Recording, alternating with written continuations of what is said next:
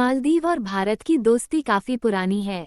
कई भारतीय इस देश में अक्सर वेकेशन मनाने जाते हैं, जिस वजह से यहाँ के टूरिज्म को काफी बढ़ावा मिलता है। भारत और मालदीव का रिश्ता इतना गहरा है कि इसका नाम भी भारत से जुड़ा है। आइए जानते हैं कि मालदीव का नाम मालदीव कैसे पड़ा और क्या है इसका मतलब। मालदीव आजकल खूब चर्चा में है। भारत के साथ चल रहे टकराव के बीच हम आपको बताना चाहते हैं कि भारत और मालदीव का रिश्ता काफी पुराना और गहरा है। दरअसल मालदीव का नाम भी इस बात का सबूत है।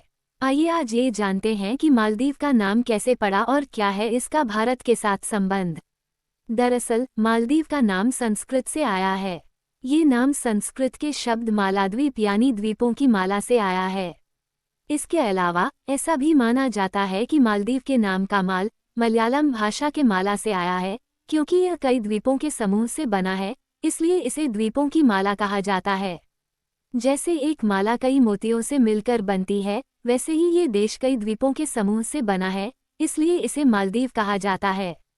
इसके अलावा श्रीलंका पर लिखी गई एक किताब महावंशा में भी इसके नाम के बारे में बताया गया है। इसमें मालदीव को महिलादेवा यानी महिलाद्वीप बताया गया है। दरअसल मालदीव 1200 कोरल द्वीपों का एक समूह है, जो हिंद महासागर में मौजूद है। इस देश चारों ओर फैली नीला समुद्र, सफ़ेद रेत और यहाँ की हरियाली इस देश की खूबसूरती पर चार चांद लगाते हैं। अपनी खूबसूरती और शानदार रिजॉर्ट्स की वजह से लोग यहाँ दुनिया भर से वेकेशन मनाने आते हैं।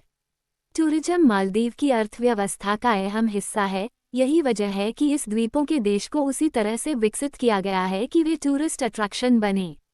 प्रधानमंत्री नरेंद्र मोदी ने कुछ दिनों पहले अपने लक्षद्वीप विजिट की तस्वीरें शेयर की थीं, जिसके बाद मालदीव के कुछ नेताओं ने प्रधानमंत्री मोदी के खिलाफ आपत्तिजनक टिप्पणी की थी, जिसकी वजह से कई भारतीयों ने मालदीव घूमने जाने के अपने प्लान को रद्द कर दिया और इसके बाद सोशल मीडिया पर बॉयकॉट मालदीव ट्रेंड करने लगा था। टूरिज्म कम होने की वजह से मालदीव को काफ़ी नुकसान हो सकता है। आपको बता दें कि मालदीव के टूरिज्म इंडस्ट्री का बड़ा हिस्सा भारत के टूरिस्ट्स की वजह से आता है।